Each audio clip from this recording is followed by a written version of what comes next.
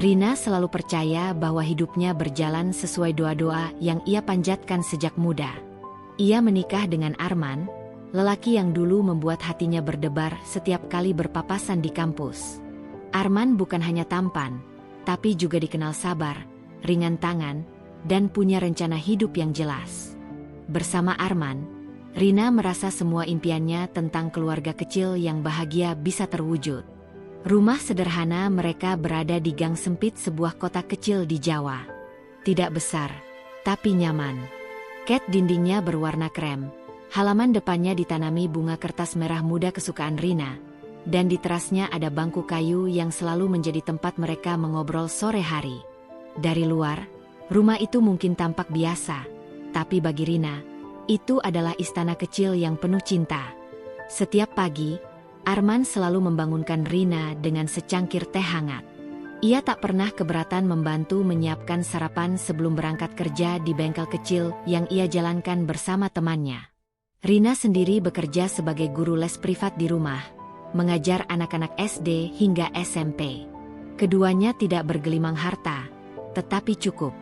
Cukup untuk makan, cukup untuk tabungan kecil, dan yang terpenting, cukup untuk merasa bahagia. Seringkali, tetangga menaruh kagum pada pasangan ini. Enak ya jadi Rina, suaminya perhatian sekali, kata Buwati, tetangga sebelah rumah, suatu sore. Rina hanya tersenyum. Ia tidak pernah merasa harus membandingkan hidupnya dengan orang lain. Baginya, kebahagiaan sederhana inilah yang ia butuhkan. Mereka berdua punya cita-cita yang sederhana tapi manis. Menabung agar bisa membeli lahan kecil di pinggir kota, lalu membangunnya menjadi rumah permanen yang lebih luas. Arman bercita-cita punya garasi besar untuk bengkel sendiri. Sementara Rina bermimpi punya ruang baca agar anak-anak bisa belajar dengan nyaman. Hari-hari mereka dipenuhi obrolan ringan, tawa kecil, dan rencana masa depan. Tidak jarang mereka berangan-angan sambil bercanda. Nanti kalau punya rumah baru, aku mau kolam ikan di depan, kata Arman suatu malam. Kalau begitu, aku minta dapurnya luas, supaya bisa masak banyak menu buat kamu, sahut Rina sambil tertawa. Mereka lalu saling menatap, penuh cinta yang terasa begitu nyata. Namun, kehidupan yang tampak sempurna itu perlahan mulai berubah. Rina mulai sering merasa lelah. Bukan lelah biasa, melainkan lelah yang datang tanpa alasan jelas. Awalnya, ia mengira hanya kecapean mengurus les privat. Tubuhnya sering demam ringan, sesekali pusing, dan berat badannya mulai turun. Paling masuk angin, gumamnya, berusaha menenangkan diri. Arman pun berpikir sama. Kamu terlalu capek, Rin. Coba kurangi murid les. Tidur lebih banyak, sarannya. Rina menuruti, tapi rasa lelah itu tetap datang. Pernah suatu pagi, ketika sedang menyiapkan sarapan, Rina tiba-tiba jatuh terduduk di dapur. Arman panik, segera mengangkatnya ke kamar. Kenapa kamu? Jangan bikin aku kaget begini, ucapnya dengan wajah khawatir. Rina hanya tersenyum tipis. Aku cuma pusing sebentar. Sudah, jangan lebay. Hari itu berlalu, dan mereka kembali beraktivitas. Tidak ada yang terlalu serius memikirkan apa yang terjadi. Namun, kejadian serupa terulang. Rina sering tiba-tiba merasa lemas, keringat dingin keluar, bahkan beberapa kali hampir pingsan ketika sedang mengajar. Para orang tua murid mulai khawatir, menyarankan Rina memeriksakan diri ke dokter. Tapi Rina menolak, dengan alasan biaya. Uang tabungan kita untuk rencana rumah baru. Aku nggak mau menghabiskannya hanya untuk cek kesehatan. Paling sebentar lagi sembuh, katanya keras kepala. Arman menghela napas panjang. Ia tidak ingin berdebat, hanya menuruti apa yang Rina inginkan. Baginya, istrinya itu kuat, terlalu keras kepala untuk ditentang. Malam-malam berikutnya, rasa sakit itu semakin sering datang. Rina mencoba mengabaikannya, menganggap semua hanya kelelahan. Tapi di dalam hati kecilnya, ia mulai resah. Ada satu malam yang tidak pernah ia lupakan. Ia terbangun karena sesak napas yang mendadak. Arman segera menyalakan lampu dan menggenggam tangannya. Kita ke dokter besok, Rin, aku nggak mau dengar alasan lagi. Aku takut kehilangan kamu, katanya dengan nada serius. Rina menatap suaminya yang begitu panik. Ia ingin menolak, tapi akhirnya mengangguk. Ada rasa takut yang mulai ia sadari. Rasa takut bahwa mungkin tubuhnya menyimpan rahasia yang tidak sederhana. Namun sebelum tidur kembali, ia masih berusaha meyakinkan dirinya sendiri. Aku pasti baik-baik saja. Hanya kelelahan biasa, bisiknya pelan.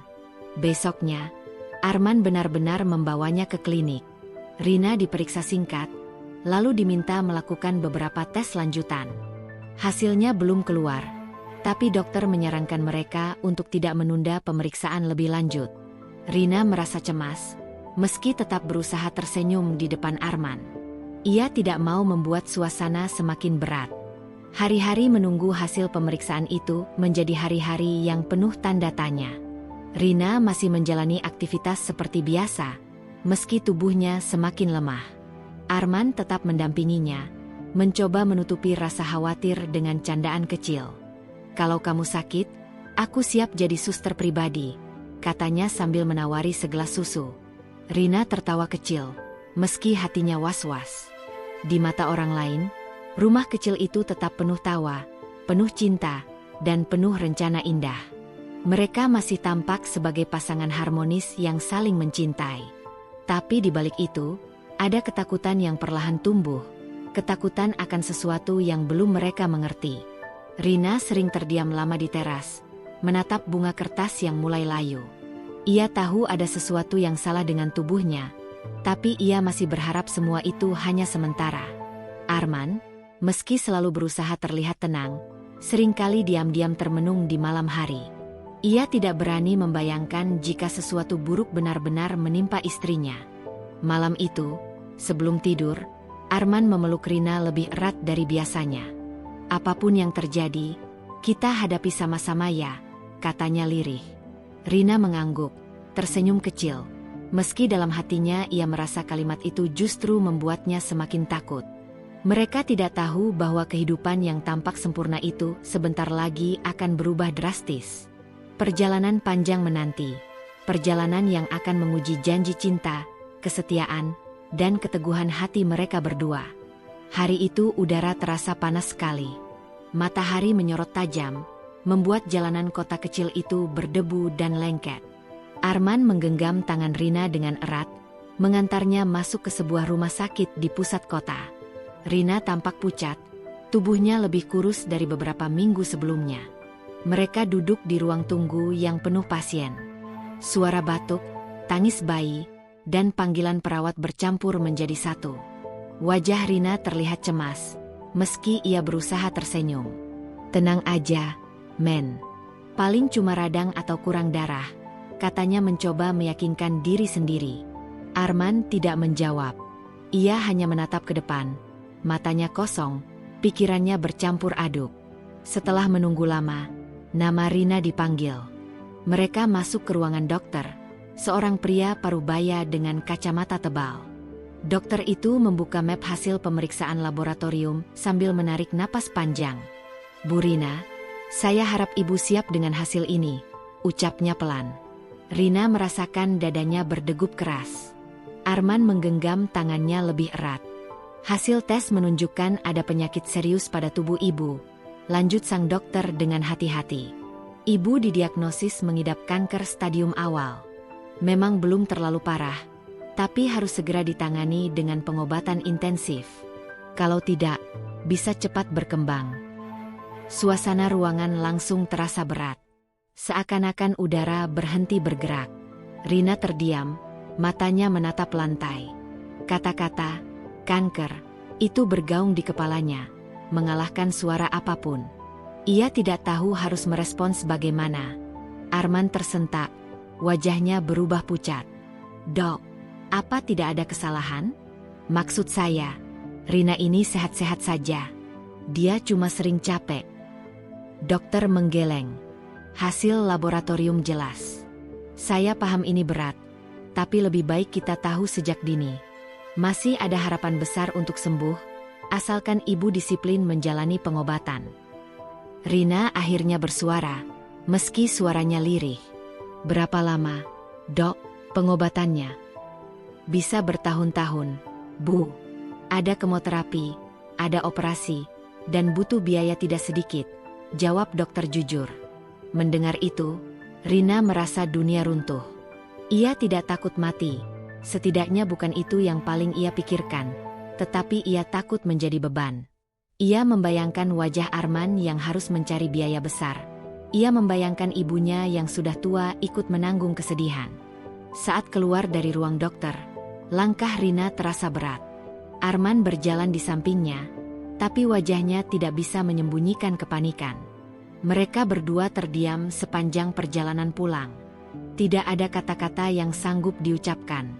Malam itu, Rina duduk lama di teras rumah. Ia memandangi bunga kertas yang mulai berguguran.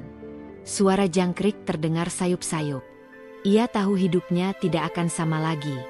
Arman keluar membawa segelas air. Ia duduk di samping Rina, lalu berkata pelan, "Kamu jangan takut. Kita pasti bisa lewati ini." Rina menoleh, mencoba tersenyum. "Kamu yakin bisa kuat, Men?" "Tentu saja," jawab Arman cepat, meski matanya tidak berani menatap langsung. Hari-hari berikutnya terasa berat. Rina mulai menjalani serangkaian pemeriksaan lanjutan. Tubuhnya semakin lemah. Rambutnya mulai rontok akibat obat. Ia sering muntah, nafsu makannya berkurang drastis. Arman tetap menemaninya, tapi Rina mulai merasakan sesuatu yang berbeda. Suaminya lebih sering diam. Senyum yang dulu selalu hadir, kini jarang terlihat. Pernah suatu malam, ketika Rina terbangun karena sakit yang menusuk perutnya, ia melihat Arman duduk di ruang tamu sendirian. Wajahnya tertunduk, matanya merah. "Kamu kenapa di sini?" tanya Rina dengan suara lemah.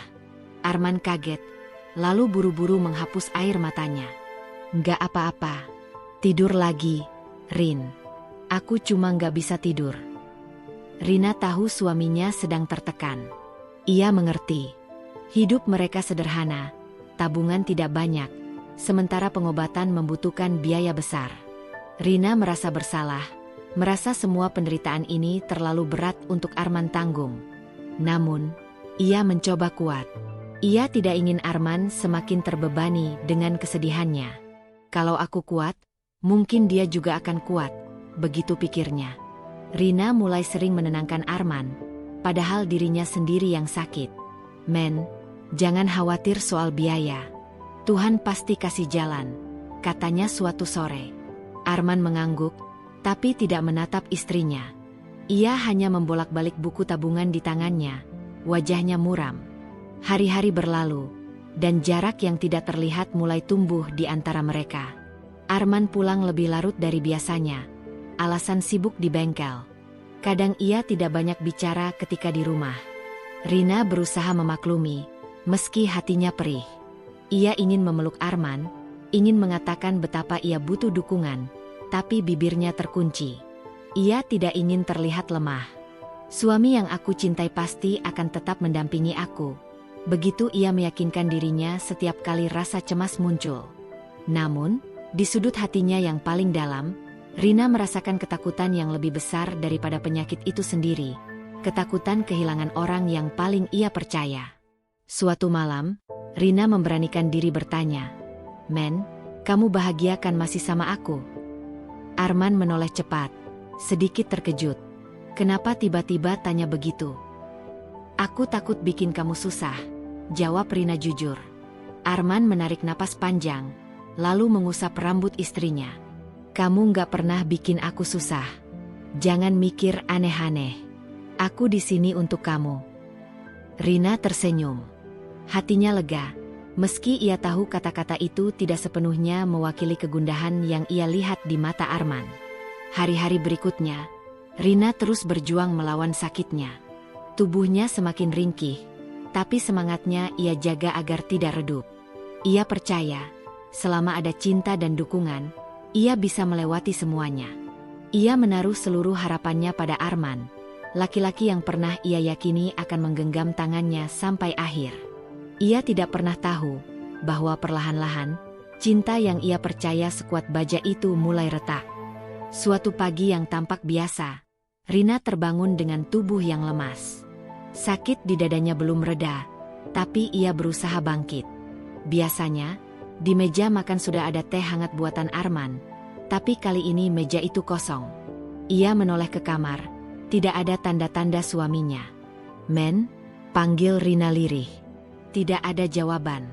Ia berpikir mungkin Arman keluar sebentar membeli sarapan. Tapi ketika matanya tertuju pada meja rias, ia melihat sebuah amplop putih yang diletakkan begitu saja. Tangannya gemetar saat mengambil amplop itu. Tertulis namanya dengan tulisan tangan Arman yang ia kenal betul. Untuk Rina. Rina duduk pelan di kursi, lalu membuka surat itu. "Rin, maafkan aku. Aku tidak sanggup melihat kamu menderita seperti ini. Setiap malam aku merasa hancur melihatmu kesakitan, dan aku tidak tahu harus apa. Aku bukan laki-laki kuat seperti yang kamu bayangkan. Aku takut, Rin. Aku menyerah. Maafkan aku. Arman." Surat itu singkat, tapi serasa petir menyambar. Rina terdiam lama, matanya kosong. Tubuhnya lemas, lalu ia jatuh terduduk di lantai. Air matanya menetes deras, membasahi kertas itu. Ia tidak percaya suaminya benar-benar pergi. Laki-laki yang berjanji akan menggenggam tangannya sampai akhir, kini memilih meninggalkannya di saat ia paling rapuh. "Kenapa, Men? Kenapa sekarang?" bisiknya di sela tangis. Hari itu menjadi hari terberat dalam hidup Rina. Ia merasa semua runtuh. Bukan hanya tubuhnya yang sakit, tapi hatinya juga remuk. Ia merasa hidupnya selesai, tidak ada lagi alasan untuk bertahan. Selama beberapa hari, Rina hanya berbaring di tempat tidur. Ia tidak punya tenaga untuk makan, tidak ada semangat untuk bangun. Surat Arman ia genggam terus, seakan itu satu-satunya sisa dari laki-laki yang dulu begitu ia percaya. Tangisnya pecah setiap malam. Kadang ia berteriak pelan, kadang hanya menangis tanpa suara. Kesepian menyergap, menambah beban sakit yang sudah berat. Namun, hidup selalu punya cara menghadirkan cahaya di tengah gelap. Suatu sore, pintu rumah diketuk. Rina yang sudah lemah hanya bisa terbaring, tapi suara yang ia kenal memanggil dari luar. "Rin, ini ibu. Buka pintunya." Dengan sisa tenaga, Rina menyeret tubuhnya ke depan. Saat pintu terbuka, berdirilah Bu Sari, ibunya yang sudah berusia lanjut. Wajahnya penuh kekhawatiran. Begitu melihat putrinya, ia langsung memeluk erat. "Ya Allah, Rin, kenapa kamu kurus sekali?" Suara Bu Sari bergetar. Pelukan itu membuat tangis Rina pecah lagi. Ia menangis seperti anak kecil, memeluk ibunya seolah takut kehilangan satu-satunya tempat bersandar. "Bu, Arman pergi. Dia ninggalin aku," isaknya. Bu Sari tidak langsung bertanya. Ia hanya mengelus punggung anaknya, memberi kehangatan yang tidak bisa digantikan siapapun. "Sudah, Nak. Jangan dipikirkan dulu. Sekarang kamu harus kuat. Kamu masih punya ibu," katanya lembut. Hari-hari berikutnya, Bu Sari tinggal di rumah kecil itu. Ia mengambil alih semua pekerjaan rumah, menyiapkan makanan, membersihkan, bahkan menemani Rina ke rumah sakit. Ia tidak pernah mengeluh, meski tubuh tuanya sering kelelahan. "Kalau bukan ibu, siapa lagi yang akan jaga kamu?" Begitu katanya setiap kali Rina merasa bersalah. Rina sering terdiam menatap ibunya yang sibuk di dapur. Perempuan tua itu sudah berkorban banyak sejak ia kecil, dan kini masih juga harus menanggung beban anaknya.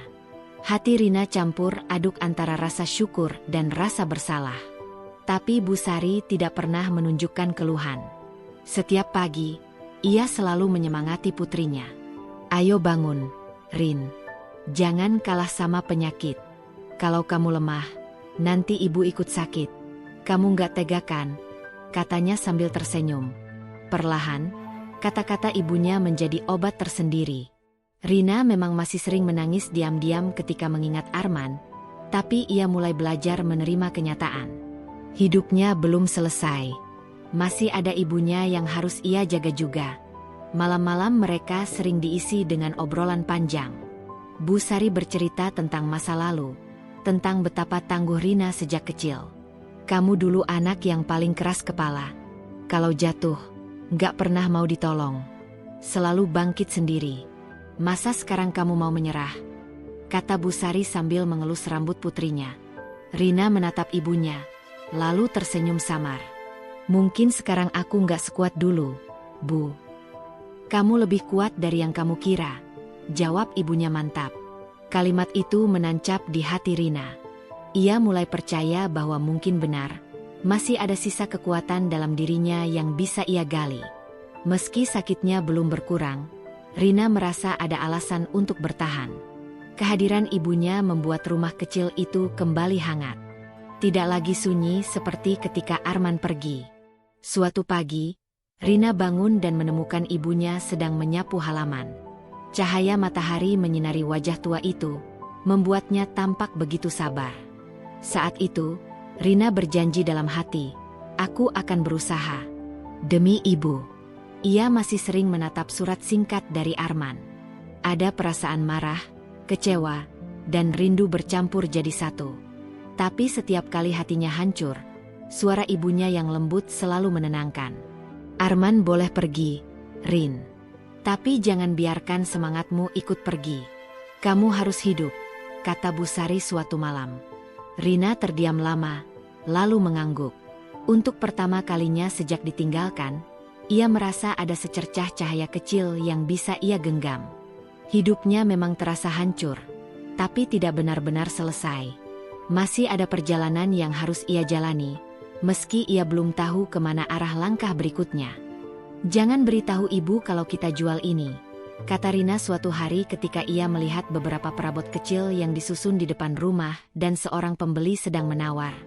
Mereka menjual barang-barang kecil, panci, perabot yang tidak terpakai, sambil menyisihkan sedikit demi sedikit untuk biaya pengobatan. Sekalipun terasa ngeri, mereka tidak punya pilihan lain.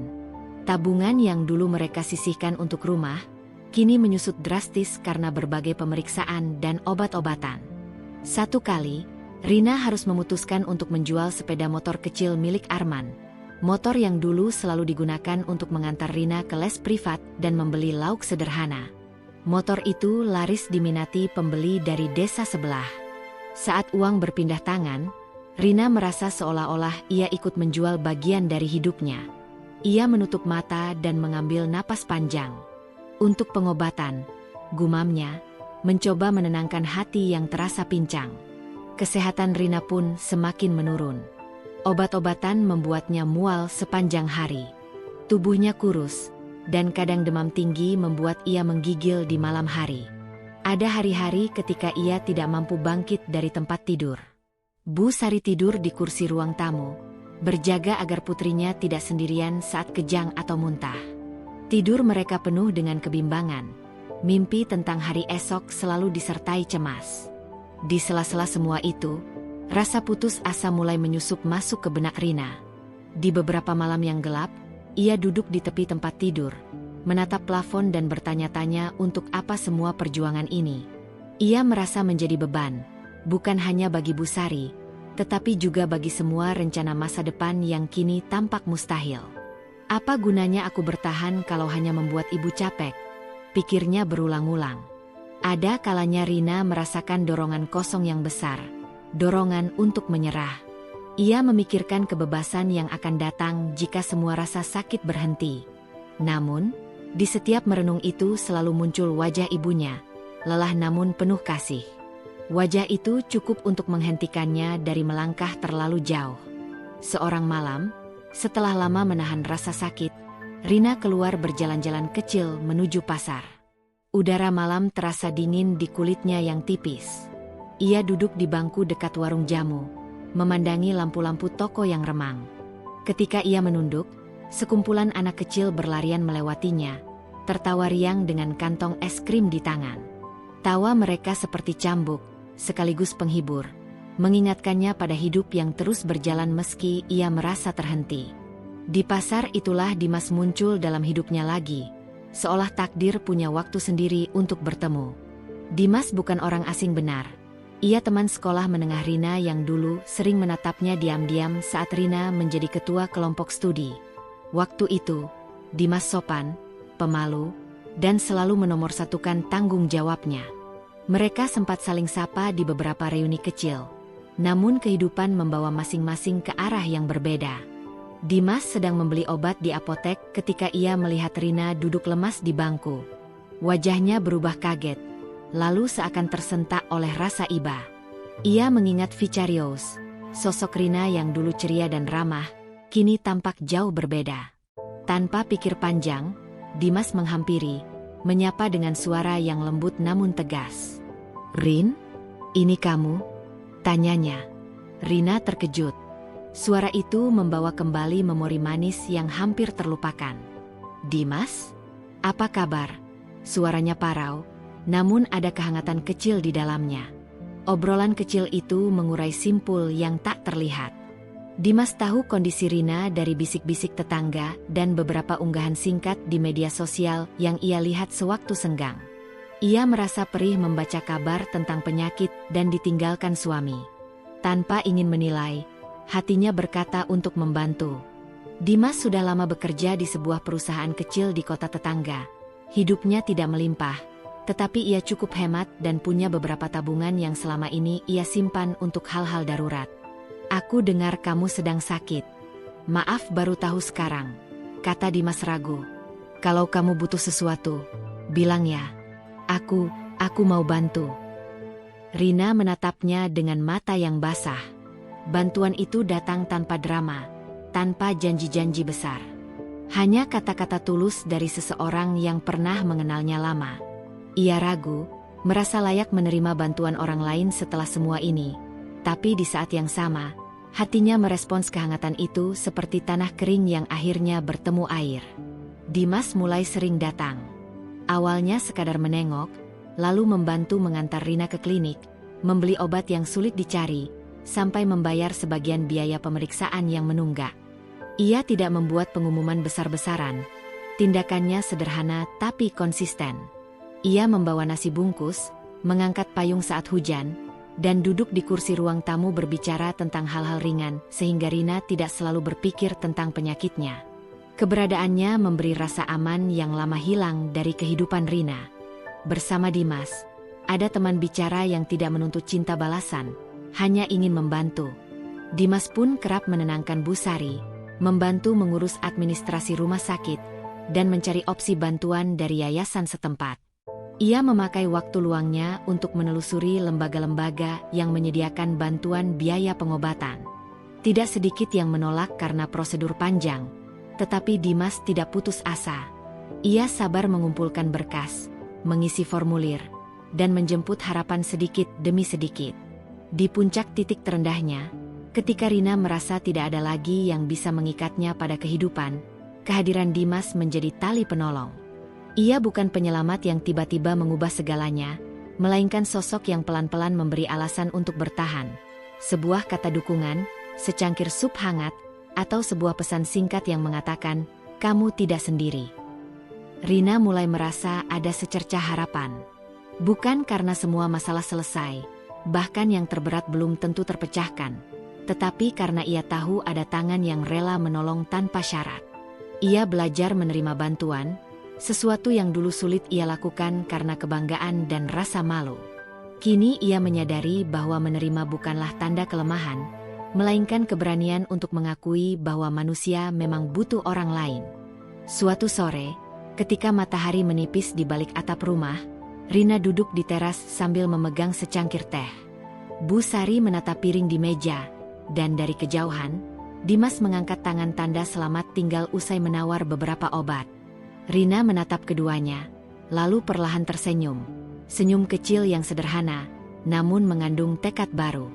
Di antara rasa sakit, kehilangan, dan kelelahan, tumbuh pula benih yang tak terduga, keyakinan bahwa hidup masih layak dipertaruhkan. Ia belum tahu bagaimana caranya bangkit sepenuhnya, tetapi sekarang ada dua kaki yang siap berjalan bersamanya, ibunya dan seorang teman lama yang kini setia mendampingi. Dan di malam itu, sebelum mata tertutup lelah, Rina berbisik pelan pada dirinya sendiri. "Baiklah, Aku akan coba bertahan, setidaknya untuk ibu dan untuk Dimas yang percaya padaku. Itu bukan janji besar, hanya sebuah langkah kecil. Langkah yang pada akhirnya akan menentukan seluruh perjalanan selanjutnya. Hari-hari yang sebelumnya hanya diisi rasa sakit dan tangisan, perlahan berubah. Rina mulai menemukan ritme baru, meski sederhana. Dukungan Bu Sari dan Dimas menjadi fondasi yang membuatnya tidak lagi merasa sendirian. Setiap pagi, Bu Sari menyeduhkan teh hangat sambil menyelipkan doa lirih. Dimas, meski sibuk dengan pekerjaannya, selalu menyempatkan diri mampir, entah untuk mengantar obat atau sekadar menyapa. Rin, kamu jangan pikir sendirian. Kalau capek, bilang. Kita hadapi sama-sama, kata Dimas suatu sore. Ucapan itu menancap dalam di hati Rina. Untuk pertama kalinya sejak sakit, ia tidak merasa harus memikul segalanya sendiri. Perlahan, tubuhnya mulai memberi respons baik terhadap pengobatan. Ia tidak lagi sering tergeletak berhari-hari. Kadang masih ada mual dan demam, tapi jauh lebih ringan dibanding dulu. Senyum yang lama hilang, kini mulai kembali mewarnai wajahnya. Bu Sari pun tampak lebih lega, seolah beban di pundaknya ikut sedikit berkurang. Namun, persoalan biaya tetap jadi tantangan besar. Tabungan sudah tipis, sedangkan pengobatan masih panjang. Di titik itu, Rina teringat kebiasaannya dulu. Ia pandai membuat kue kering dan camilan kecil. Dari dapur sederhana, ia mulai mencoba membuat beberapa toples kue, lalu menitipkannya ke warung dekat rumah. Awalnya, hanya 1-2 toples yang laku. Tetapi lambat laun, pelanggan mulai mencari. Rasa kue buatan Rina ternyata digemari, apalagi karena ia telaten menjaga kualitas. Kabar pun menyebar dari mulut ke mulut. Ada yang memesan untuk acara arisan, ada pula yang memesan sekadar camilan sore. Alhamdulillah, Rin. Laku keras. Ya, kata Bu Sari sambil menata kue dalam kotak. Senyumnya merekah, seakan lupa lelah. Dimas pun sering membantu mengantarkan pesanan. Ia bahkan membuatkan poster sederhana dan mengunggahnya ke media sosial. Biar lebih banyak orang tahu. Namanya, kue buatan Rina, ujarnya sambil tertawa kecil. Rina sempat menertawakan nama itu, tapi diam-diam ia merasa haru. Ada orang yang benar-benar ingin melihatnya bangkit. Usaha kecil itu memang belum bisa menutup semua biaya pengobatan, tapi cukup memberi napas lega. Lebih dari sekadar uang, kegiatan itu menyalakan kembali semangat hidup Rina. Ia merasa berguna, merasa masih punya peran, meski dalam lingkup kecil. Malam-malam yang dulu hanya diisi tangisan kini berganti dengan aroma kue yang baru keluar dari oven. Meja kecil di ruang tamu yang dulu penuh tagihan, kini dipenuhi pesanan dan catatan pelanggan. Rina tahu jalan menuju kesembuhan masih panjang. Tapi kini ia melangkah dengan hati yang lebih kuat. Ada ibunya yang selalu mendoakan, ada Dimas yang setia mendampingi, dan ada dirinya sendiri yang mulai berani berdiri kembali. Dalam diam, ia berjanji pada dirinya, "Aku tidak akan menyerah. Aku akan hidup, bukan hanya untuk bertahan, tapi juga untuk bermakna." Waktu berjalan tanpa terasa. 2 tahun berlalu sejak masa-masa gelap itu. Rina kini berdiri tegak sebagai perempuan yang berbeda dari dulu. Dari seorang pasien yang terbaring lemah, ia menjelma menjadi sosok tangguh yang sehat dan mandiri. Dokter resmi menyatakan ia sembuh total. Tidak ada lagi bayang-bayang penyakit yang menghantui setiap pagi. Tubuhnya kini bugar, wajahnya segar, dan semangat hidupnya jauh lebih menyala dibanding sebelumnya. Kabar kesembuhannya bukan hanya melegakan dirinya, tapi juga membuat Bu Sari menangis haru. "Doa ibu tak sia-sia, Nak," katanya sambil memeluk Rina erat. Usaha kecil-kecilan yang dulu hanya berupa titipan kue di warung, kini berkembang pesat. Rina berani menyewa kios kecil di pinggir jalan, dan dari sana usahanya makin dikenal banyak orang.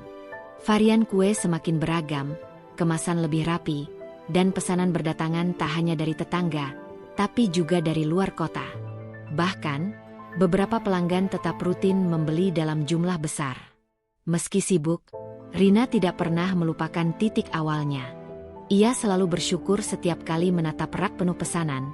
Teringat dulu bagaimana ia harus menghitung receh demi membeli obat. Kini, ia bisa membayar kebutuhan sendiri, bahkan membantu ibunya. Di balik layar semua itu, ada sosok yang terus setia mendukung, Dimas. Ia tidak pernah menuntut apa-apa, hanya hadir dengan caranya yang sederhana.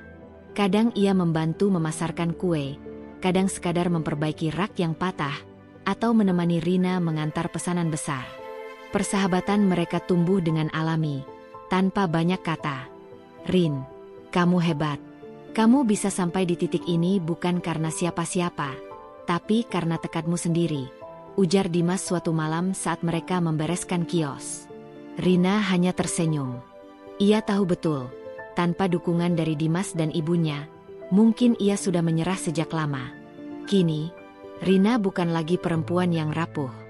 Ia berdiri sebagai pengusaha kecil yang tangguh, seorang anak yang membuat ibunya bangga, dan seorang perempuan yang belajar melihat hidup dengan kacamata syukur.